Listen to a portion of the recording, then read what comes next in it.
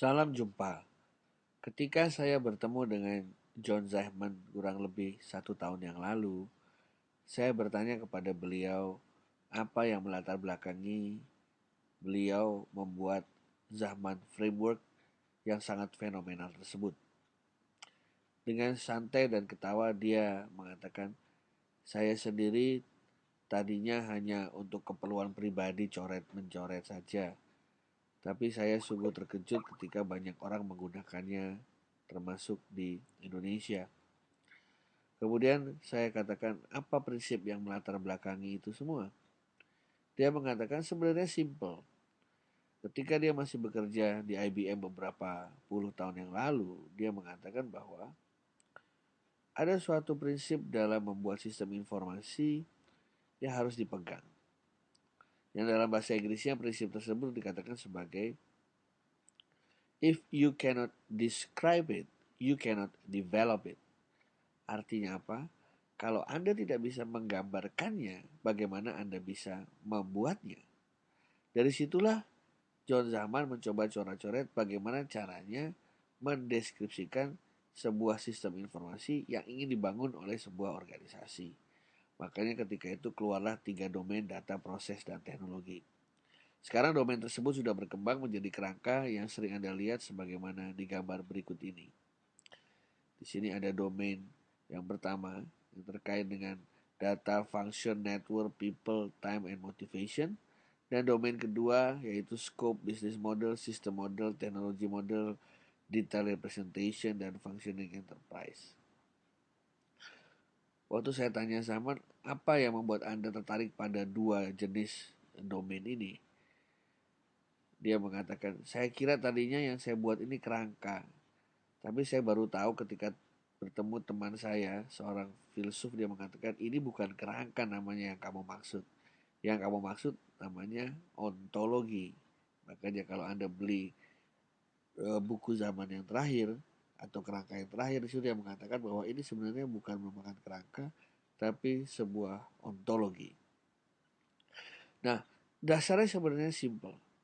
Zaman mengatakan bahwa apapun barang yang ada di sekitar kita pasti bisa kita deskripsikan dalam bentuk 5W 1H. What, why, where, who, when, dan how. Sama saja, kalau itu adalah merupakan sebuah sistem informasi, pasti bisa kita tanyakan dari segi apa itu what, kenapa ada why, kapan dipergunakan when, siapa yang menggunakan who, di mana saja akan dipakai where, dan bagaimana cara bekerjanya yaitu how. Makanya di sini terlihat bahwa data terkait dengan unsur what, function atau proses terkait dengan how, network terkait dengan unsur where, people terkait dengan unsur who, time terkait dengan unsur when, dan motivation mengapa sistem tersebut dibuat terkait dengan why. Jadi ini suatu prinsip yang sangat general berlaku untuk apa saja, barang yang sifatnya tangible maupun intangible atau abstrak.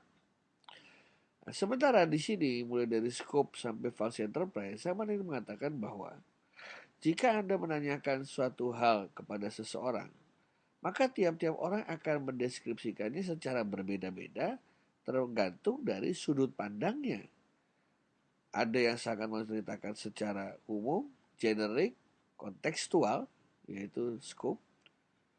Ada yang menjawabnya secara konseptual, ada yang menjawabnya secara rasional logical, ya, dan seterusnya sampai ada yang mungkin langsung menjawabnya secara sangat detail.